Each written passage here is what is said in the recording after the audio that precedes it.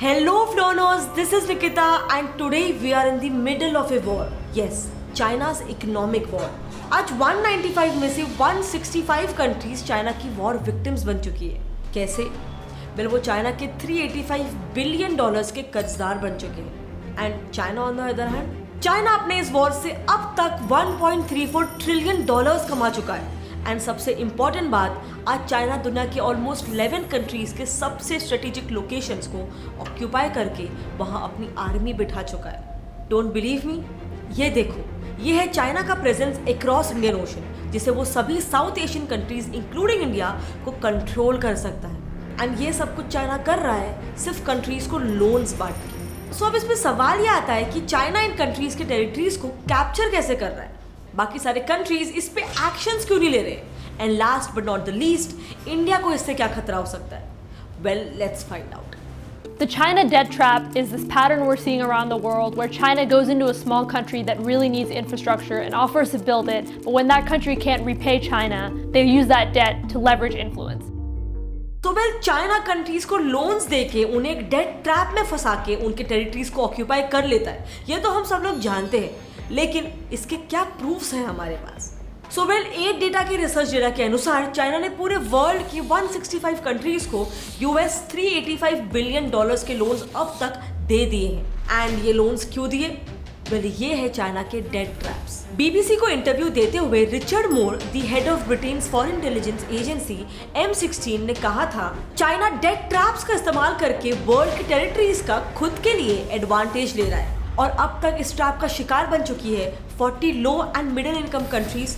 China से अब तक अपने जीडीपी का पूरा 10% लोन उधार ले चुकी है. बट ये तो हुए ओवरऑल प्रूफ्स. अब हम कुछ स्पेसिफिक केस स्टडीज या फिर प्रूफ्स के बारे में बात करते हैं. Proof number 1, Sri Lanka loses Hambantota port. Sri Lanka ने चाइना के एक्सपोर्ट इंपोर्ट बैंक से हम्बनटोटा पोर्ट के डेवलपमेंट के लिए लोन लिए थे, जिसके तहत चाइना ने 85% फंडिंग दी थी at the rate of 6.3% per annum. And port के डेवलपमेंट कॉन्ट्रैक्ट के तहत चाइना की ही कंपनीज चाइना हार्बर इंजीनियरिंग और साइनो हाइड्रो को 361 मिलियन डॉलर्स के कॉस्ट पर दिया गया था इस प्रोजेक्ट को संभालने के लिए. इस पोर्ट का काम जनवरी 2008 में शुरू हुआ था और नवंबर 2010 में पहला टर्मिनल रेडी हो चुका था. एंड जिसके बाद पोर्ट ने प्रॉफिट किया सिर्फ 1.18 मिलियन डॉलर्स का. अब ऑब्वियसली बात है, सिर्फ इतने से पैसे से श्रीलंका ना तो अपना डेट रीपे कर पाती और पोर्ट मेंटेनेंस कॉस्ट को भी रिकवर करने में वो केपेबल नहीं हो पाती. इसके चलते जुलाई 2017 में श्रीलंका को श्रीलंकन पोर्ट अथॉरिटी और चाइनाज मर्चेंट्स ग्रुप लिमिटेड के बीच एग्रीमेंट करके श्रीलंका के हम्बनटोटा पोर्ट को चाइना को 99 ईयर्स के लीज पर देना पड़ा, जिससे आए हुए 1.4 बिलियन डॉलर्स उन्होंने वापस से चाइना को ही दिया उनका डेट रीपे करने के लिए. Proof number 2, Montenegro contracted a whopping 1 billion euros loan from China. 2015 में मोंटेनेग्रो ने चाइना से 1 बिलियन यूरोस का लोन लिया था अपने हाईवे प्रोजेक्ट के डेवलपमेंट के लिए. अब इसका कॉन्ट्रैक्ट भी चाइनीज फर्म्स को ही दिया गया, लेकिन रोड आज तक पूरा नहीं हुआ है और जो हाईवे बनाने का बजट था वो मोंटेनेग्रो के लिए हुए लोन से भी ज्यादा एक्सीड हो गया, यानी ओवर बजट चला गया. ऑफ कोर्स अब चाइना को लोन रीपे करने के लिए पैसे खत्म. बट परेशानी करने वाली बात तो ये कॉन्ट्रैक्ट था, जिसके तहत क्योंकि मोंटेनेग्रो लोन रीपेमेंट नहीं कर पाया, उसे अपने कुछ स्ट्रेटेजिक टेरिटरीज चाइना को देने पड़े. Proof number 3, Ecuador made to sell crude oil. Ecuador के प्रेसिडेंट राफेल कोरे ने उनके प्रेसिडेंशियल टर्म में फास्ट ट्रैक डेवलपमेंट को बूस्ट करने का सोचा और इस डेवलपमेंट के लिए एक्वेडोर ने बिलियंस ऑफ डॉलर्स बोरो किए, ऑब्वियसली चाइना से. लेकिन सेम बाकी लो इनकम कंट्रीज की तरह एक्वेडोर भी अपना लोन रीपे नहीं कर पाया टाइम पे. अब इसके बदले एक्वेडोर को अपने 80 से 90% of its exportable crude oil reserves China को लोन क्लियर करने के लिए देने पड़े. एंड जिसमें से चाइना अब तक 6.5 बिलियन डॉलर्स कमा चुका है. अब ये एक डेट ट्रैप नहीं है तो और क्या है. बट यहाँ पर एक क्वेश्चन आता है कि चाइना ऐसे क्यों मुफ्त में लोन्स बांटते फिर रहा है. अब फ्लानर्स, आगे बढ़ने से पहले इन्वेस्टमेंट्स के चलते आप भी काफी पैसे कमा सकते हो, बकायदा आपको एक सेफ और जेन्युइन प्लेटफॉर्म पता है. और आपको यही बताने के लिए मैं लाई हूँ आपके लिए Capital.com, जो वर्ल्ड्स टॉप 3 CDF में से एक है. इसके अलावा ये वेब और iOS एंड्रॉइड एप्लीकेशन पर भी अवेलेबल है, जो आपको 4000 ग्लोबल मार्केट्स में स्टॉक्स, शेयर्स, कमोडिटीज, क्रिप्टो में ट्रेड करने का मौका देता है. बट अगर आप इस इन्वेस्टमेंट गेम में नए हो तो आप रजिस्टर करके डेमो अकाउंट को यूज कर सकते हो, वो भी विदाउट एनी लॉस। प्लस आपके पहले ट्रेड पर ये प्लेटफॉर्म आपको गारंटीड $50 का वेलकम बोनस भी देता है। And almost every month Capital.com runs trading competitions, so you have an opportunity to win cash prizes। तो रुके क्या हो, डिस्क्रिप्शन लिंक से इस एप्लीकेशन को डाउनलोड करके आप उसमें रजिस्टर करके Capital.com के साथ आप सेलिब्रेट कर सकते हो। Now learners, coming back to the topic. So the bahana for China just distributing loans like this is the Belt and Road Initiative, BRI। Chinese president Xi Jinping ने 2013 में launch किया the belt and road initiative, जिसे वो the new silk road भी कहते हैं। ये new silk road connect करेगा ईस्ट एशिया से यूरोप तक, एंड इसमें डिफरेंट कंट्रीज ज्वाइन इन हो सकते हैं for trade ease. But China का यहाँ पर ये कहना है कि वो चाहता है कि इस प्रोजेक्ट के अंदर ज्वाइनिंग कंट्रीज की भी डेवलपमेंट होनी चाहिए, एंड इसीलिए as a help to those countries, उन कंट्रीज के डोमेस्टिक इंफ्रास्ट्रक्चर के डेवलपमेंट के लिए चाइना उनको लोन्स देगा। बट अगर चाइना ऐसा कर रहा है तो इसके पीछे डेफिनेटली एक मेन मकसद होगा, इससे चाइना को कुछ फायदा जरूर होगा। एंड यस, फायदा है क्रेडिटर्स इंपीरियलिज्म, और simply put China's global domination. So इससे चाइना को ग्लोबल डोमिनेशन कैसे मिल रहा है, उसके पीछे 3 मेजर रीजंस है। Reason number 1, China's trade increases profits through belt and road initiative. The economic times की न्यूज दिखाती है कि सिर्फ 2019 में ही चाइना का ट्रेड इन BRI कंट्रीज की वजह से 1.34 ट्रिलियन से बढ़ा था। Reason number 2, geostrategic advantage, string of pearls theory. इस फोटो में जिन एरियाज में आपको चाइना के फ्लैग्स दिख रहे हैं वो सारे चाइनीज ऑक्यूपाइड पोर्ट्स हैं of different indebted countries to China. And if you look closely you will realise कि ये पूरा चाइनीज ऑक्यूपाइड पोर्ट्स का स्ट्रिंग इंडियन ओशन को एनसर्कल कर रहा है। This string is called China string of pearls, एक ऐसा स्ट्रिंग ऑफ पर्ल्स जिससे चाइना पूरे इंडियन ओशन और उनके सारे कंट्रीज में अपना डोमिनेशन बनाए रख सकता है। अब इस स्ट्रिंग में आते हैं कई सारे इंडेटेड कंट्रीज के रिस्पेक्टिव पोर्ट्स, जैसे कि Bangladesh Chittagong port, Myanmar Sittwe port and Kyaukphyu, Sri Lanka Hambantota port, Pakistan Gwadar port and many more, जिन्हें चाइना ने ऑब्वियसली अपना डेट ट्रैप स्ट्रेटेजी को यूज करके उनके स्ट्रेटेजिक पोर्ट्स को उन्हीं से लीज आउट करवा लिया है। इनफैक्ट रॉयटर्स न्यूज रिपोर्ट के मुताबिक जो श्रीलंका का हम्बनटोटा पोर्ट है वो चाइना की स्ट्रैटेजी है इंडिया के अंडमान और निकोबार आइलैंड्स के नेवल बेसेस को काउंटर करने के लिए, एंड इसीलिए उसने अपने सबमरीन और वॉरशिप जैसे नेवल डिप्लॉयमेंट्स वहां पर ऑलरेडी कर रखे हैं। अब चाइना ऐसा क्यों कर रहा है, उसका रीजन नंबर 3 है China's growth as a global soft power. CSR एक अमेरिकन रिपोर्ट्स के हिसाब से चाइना की बेल्ट एंड रोड इनिशिएटिव अगर सक्सेसफुल होती है तो वो चाइना के एक्सपोर्ट्स और इन्वेस्टमेंट के मार्केट को काफी ज्यादा एक्सपांड कर देगा और चाइना को एक ग्लोबल सॉफ्ट पावर बना देगा। अब सॉफ्ट पावर ये क्या होता है? ये वर्ल्ड पॉलिटिक्स की टर्म है जिसका मतलब है किसी भी कंट्री का जियोपॉलिटिक्स में इतना स्ट्रॉन्ग इन्फ्लुएंस होना जिससे वर्ल्ड में आपकी कंट्री की बात सुनी जाती हो। मतलब अगर एक सिंपल भाषा में इसको समझे तो बेसिकली चाइना इतने कंट्रीज को अपना कर्जदार बना के उन्हें क्रम्पल कर दे रहा है कि कल को वो चाइना के अगेंस्ट कभी आवाज ही ना उठा पाए। अब चलो हमने ये तो बात कर लिया कि चाइना ऐसा क्यों कर रहा है, उसके क्या इंटेंशंस है। अब ये बात करते हैं कि चाइना ऐसे कैसे कर रहा है। चाइना इन कंट्रीज को एग्जैक्टली कैसे ये डेट ट्रैप में फंसा रहा है और ये कंट्रीज इसे समझ क्यों नहीं पाते फंसने से पहले। हार्वर्ड स्कूल के डेट बुक डिप्लोमेसी इस रिसर्च के मुताबिक चाइना अपने डेट ट्रैप में लो एंड मिडिल इनकम कंट्रीज को 3 फेजेस के थ्रू फंसाता है। First phase, investment phase. इस फेज में चाइना अपने China development bank and export import bank of China के थ्रू लोन देता है। ये चाइनीज लोन्स बाकी इंस्टीट्यूशन से ज्यादा extended grace periods and longer term loans पर ऑफर होते हैं, जो कि इन इकोनॉमिकली वीकर कंट्रीज को ज्यादा अट्रैक्ट करता है। एंड फिर ये कंट्रीज इस ऑफर के चक्कर में कोई भी ओपेक एग्रीमेंट को साइन कर लेते हैं। Second phase, construction and operation. इन ओपेक कॉन्ट्रैक्ट के तहत सिर्फ चाइनीज कंपनीज ही इन प्रोजेक्ट्स को डेवलप करती है।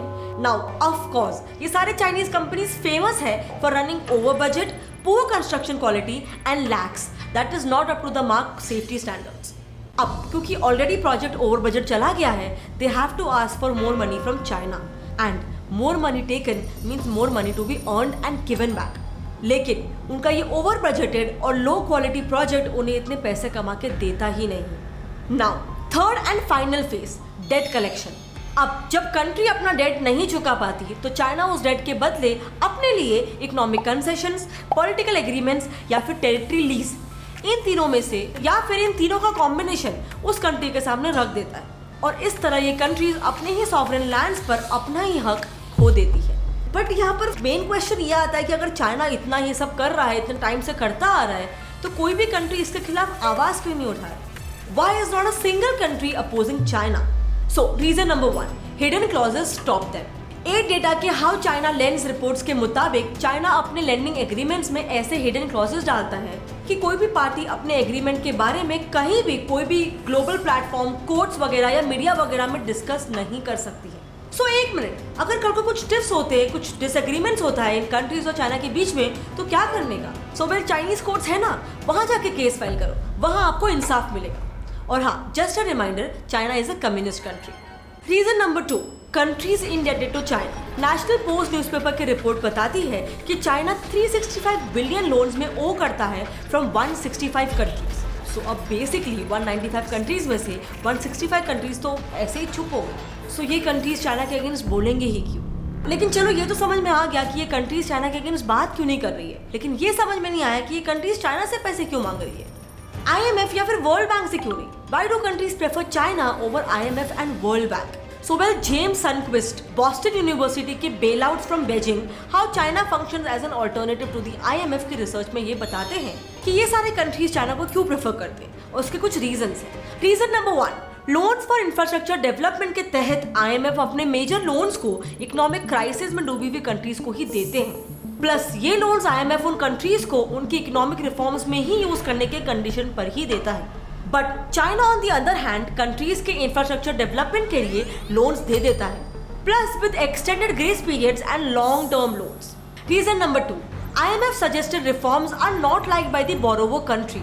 और as I said, IMF loans economic reforms की कंडीशन के साथ दिए जाते हैं, जिससे बोरोइंग कंट्रीज को अपने इकोनॉमिक पॉलिसीज को IMF के गाइडलाइन से ही बनाने पड़ते हैं। फॉर एग्जाम्पल, इंडिया ने IMF की गाइडलाइंस पर 1991 में LPG जैसे इकोनॉमिक रिफॉर्म्स किए थे, but China on the other hand ऐसे कोई भी रिफॉर्म सजेस्ट नहीं करता, and that is why borrowing countries prefer China's loan policies, and that is how majority of the countries fall under China's debt trap. But बाकी countries का तो ठीक है, ये चाइना जो कर रहा है इससे हमारे देश इंडिया को क्या फर्क पड़ता है?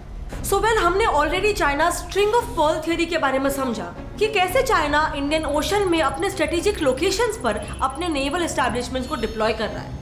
एंड जैसे कि हमने देखा कि चाइना इंडिया को भी इसी के साथ एनसर्कल कर रहा है, तो ports in Sri Lanka, Myanmar, Pakistan, Maldives etcetera. So now इससे India is facing a big security challenge, and so the question is कि क्या इंडिया से देखकर भी शांत बैठा है? Well, a big no. इस पर इंडिया के पास भी एक आंसर है, इंडियाज नेकलेस ऑफ डायमंड।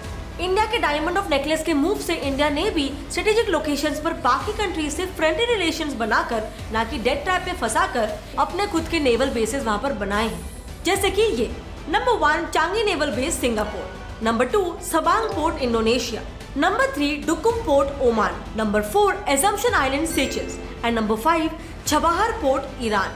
अब ये तो हुआ इंडिया को चाइना को काउंटर करने का सिर्फ फर्स्ट सोल्यूशन। सोल्यूशन नंबर 2 है quad forum. Quad, also known as quadrilateral security dialogue, ये 4 मेजर कंट्रीज के बीच की एक इनफॉर्मल ग्रुपिंग है जिसके मेंबर्स हैं India, USA, Australia and Japan. इस ग्रुपिंग को free and open Indo Pacific के विजन से फॉर्म किया गया था और ये चारों कंट्रीज इसके तहत नेवल एक्सरसाइज मलाबार भी कंडक्ट करती है। अब इस ग्रुपिंग की वजह से ऑब्वियसली चाइना परेशान है, जिसकी वजह से चाइना इसे एशियन नाटो बुलाता है। चाइना ने खुद कहा है कि क्वाड अलायंस चाइनीज डेवलपमेंट को हैम्पर कर सकती है, क्योंकि चाइना को ये डर है कि इस ग्रुपिंग की वजह से चाइना इंडियन ओशन पर अपना होल्ड लूज कर सकता है। And that's not wrong, because ये ग्रुपिंग चाइना को काउंटर करने में एक बड़ा रोल प्ले कर सकती है, एंड प्लस वर्ल्ड पॉलिटिक्स में स्टेबिलिटी बनाने में भी इसका एक बहुत इंपॉर्टेंट रोल होगा, क्योंकि चाइना तो आप जानते होंगे एक ऐसी कंट्री है जो किसी भी कंट्री के लिए ट्रस्टवर्दी पार्टनर नहीं हो सकता है। अब उसका बेस्ट एग्जांपल के लिए पाकिस्तान ही ले लो। पाकिस्तान चाइना का सबसे बड़ा एलाई होने के बाद भी चाइना ने पाकिस्तान का ग्वादर पोर्ट 40 साल के लिए लीज पर ले लिया है। प्लस चाइना ने अपने पेंडिंग लोन्स के बदले पाकिस्तान की ऑयल पाइपलाइन को भी टेक ओवर कर लिया है। अब ये सब देख के क्या लगता है, क्या चाइना एक ट्रस्टवर्दी फ्रेंड हो सकता है? वेल, आपके इस पे जो भी ओपिनियन है हमेशा नीचे कमेंट सेक्शन में शेयर करना, I would love to know. अगर आपको फ्लन के ऐसे ही एड्यूटेनिंग और इन्फॉर्मेशन बेस्ड वीडियोस पसंद आते हैं तो इस channel get set for fun को सब्सक्राइब कर दो। और हाँ, अगर आपको आज के वीडियो से कुछ भी नया सीखने मिला तो इस वीडियो को जितना हो सके अपने फ्रेंड्स और फैमिली में शेयर करो। मिलते हैं अगले वीडियो में, तब तक के लिए कीप लर्निंग, कीप ग्रोइंग। जय हिंद।